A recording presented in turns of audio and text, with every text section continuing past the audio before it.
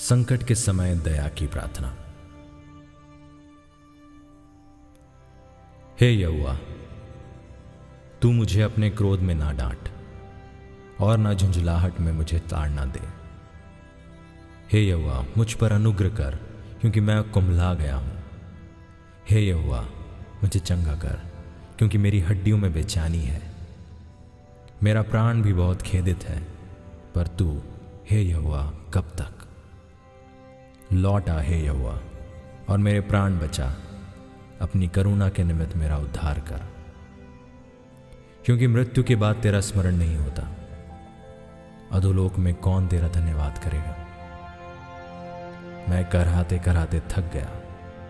मैं अपनी खाट आंसुओं से भिगोता हूं। प्रति रात मेरा बिछौना भीगता है। मेरी आंखें शोक से बैठी जाती हैं और मेरे सब सताने वालों के कारण वे धुंधला गई हैं। हे सब अनर्थकारियों, मेरे पास से दूर हो, क्योंकि यहोवा ने मेरे रोने का शब्द सुन लिया है। यहोवा ने मेरा गिड़गिड़ाना सुना है। यहोवा मेरी प्रार्थना को ग्रहण भी करेगा। मेरे सब शत्रु लज्जित होंगे और बहुत ही घबराएंगे। वे लौट जाएंगे और एकाएक लज्जित होंगे। ये भजन हमने पढ़ा है भजन संहिता उसका 6वां अध्याय और उसकी 1 से लेकर 10 आयत तक। और इस भजन में पता नहीं, लेकिन होप भी है, लेकिन at the same time frustration भी बहुत ज़्यादा है और बहुत फ्रस्ट्रेटेड है जो राइटर इसका, और इसका राइटर दाऊद है। एंड एज अ किंग या एक सेनापति या एक योद्धा, इतना सब कुछ, इतना पावरफुल आदमी है, लेकिन फिर भी वो फ्रस्ट्रेटेड है, क्योंकि कई बार हमारी पावर, हमारा पैसा, हमारी काबिलियत कोई काम नहीं आती। जो दुष्ट होते हैं या जो स्कीम करते हैं हमारे खिलाफ, वो हमेशा जीत जाते हैं इन सारी चीज़ों के ऊपर, और हमको उससे बहुत फ्रस्ट्रेशन होती है। और इसलिए यीशु मसीह ने भी ये कहा है कि यदि मनुष्य सारे जगत को प्राप्त कर ले, उसको कोई लाभ नहीं है। तो इसलिए हमारा सारा टैलेंट, हमारी सारी चीज़ें जो हैं वो कोई लाभ की नहीं है। अल्टीमेटली हमारा उद्धार जो है वो यहोवा से ही होगा। लेकिन इससे पहले ही जो फ्रस्ट्रेशन उसने मेंशन करी है वो बहुत ज़्यादा डीप है। हमको भी कई बार ऐसा लगता है कि बहुत ज़्यादा हमारे लाइफ में बहुत परेशानियाँ चल रही हैं और बहुत ज़्यादा दिक्कतें हो रही हैं, और ना केवल सिर्फ दिक्कतें हो रही हैं, लेकिन उस दिक्कत में हमारी, कई बार ऐसा फील होता है हमें कि हमारी कोई गलती नहीं है, और दुष्टों के कारण से या दूसरे लोगों के कारण से बहुत परेशानी होती है। एट द सेम टाइम कई बार हमें ऐसा लगने लगता है कि क्या परमेश्वर हमें ताड़ ना दे रहा है, क्या हमें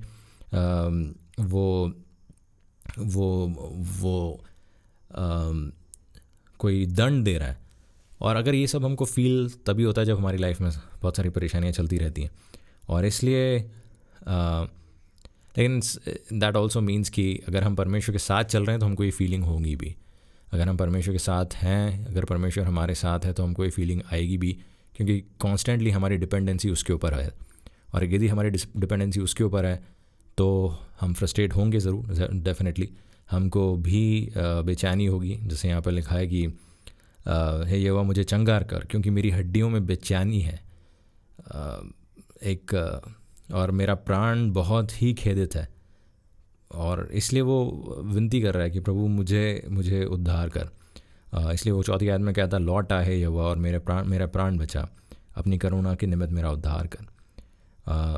और वो यहाँ तक भी कह रहा है कि क्योंकि मृत्यु के बाद तेरा स्मरण नहीं होता, अधोलोक में कौन तेरा धन्यवाद करेगा। I want to see life, I want to see freedom in this life. और हमको भी ये बात फील होती है कि मुझे भी ये छुटकारा इस लाइफ में चाहिए। और इसलिए जो दाऊद है वो ये आर्गुमेंट देता है कि मैं अगर मर जाऊँगा तो धन्यवाद कौन करेगा। सो इसलिए उसकी विनती है, और उसकी जो फ्रस्ट्रेशन है वो बहुत नेचुरल है। और यहाँ तक वो कह देता है कि मेरी जो खाट है वो आंसुओं से मैं इससे भिगोता हूँ, और मेरी प्रति रात मेरा बिछौना भीगता है। कितनी ऐसी रातें हैं जो हमने बिताई हैं, कितनी ऐसी रातें जिसमें हम रोए हैं, कितनी ऐसी रातें जिसमें हमने करवटें बदली हैं, और रोते रोते हमारी सुबह हो गई है, रात भर हम सोए नहीं हैं। अगर ऐसी सिचुएशन हमारे साथ हो रही है तो हाँ, कहीं ना कहीं कुछ गड़बड़ है हमारे जीवन में, कहीं ना कहीं कुछ परेशानियाँ हैं हमारे जीवन में, लेकिन अल्टीमेटली दाऊद को भी बात समझ में आती है 8वीं आयत में, हे यहोवा, हे सब अनर्थकारियों मेरे पास से दूर हो, क्योंकि यहोवा ने मेरे रोने का शब्द सुन लिया। यहोवा ने मेरा गिड़गिड़ाना सुना है, यहोवा मेरी प्रार्थना को ग्रहण भी करेगा। He will answer my prayer, he will answer my prayer. So अगर वो हमें आंसर करेगा तो उसके बाद कंक्लूजन जो है वो मेरे शत्रु लज्जित होंगे और बहुत ही घबराएंगे, वे लौट जाएंगे, क्योंकि एक वो लज्जित होंगे। द बेस्ट पार्ट इज़ हमारा शत्रु वो कोई भी हो सकता है, हमारे ऑफिस में हो सकता है, हमारे कलीग हो सकता है, हमारा कंपटीटर हो सकता है, एनीवन, कोई भी हो सकता है। और वो शत्रु जो है अचानक घबरा जाएगा, क्योंकि जब परमेश्वर का न्याय होता है तो फिर कोई छुड़ाने वाला नहीं रहता। और इसलिए इट्स वेरी गुड कि हम उसके साइड पे हों, क्योंकि हमारे पास हमेशा एक आशा रहेगी, हमारे पास हमेशा एक होप रहेगी। सो आई होप ये वचन आपको एनकरेज किया होगा। डिस्पाइट बहुत ज़्यादा दर्द है इस वचन में, लेकिन आप इससे रिलेट किए होंगे, और यदि आप इससे रिलेट कर रहे हैं तो यकीन जानिए कि परमेश्वर हमारा छुड़ाने वाला है। सो अगर आपको ये वीडियो पसंद आया तो उसको लाइक करें, सब्सक्राइब करें और दूसरों को भी शेयर करें जिनको ये परेशानी है। और यदि आपके कोई प्रश्न है तो प्लीज़ कमेंट बॉक्स में आप लिखें, या फिर 9229220610 पर आप हमें व्हाट्सएप भी कर सकते हैं। आइए हम लोग प्रार्थना करें। प्रभु जी, धन्यवाद आते हैं आज के इस दिन के लिए और इस वचन के लिए, विशेष तौर से इस बात को सिखाने के लिए कि हमारे बिछोने हमेशा आंसुओं से भीगेंगे, क्योंकि हम जब तक इस संसार में हैं हमें कहीं ना कहीं परेशानियाँ होती रहेंगी। लेकिन प्रभु जी, बेस्ट पार्ट ये है कि आप हमारी प्रार्थना सुनते हैं।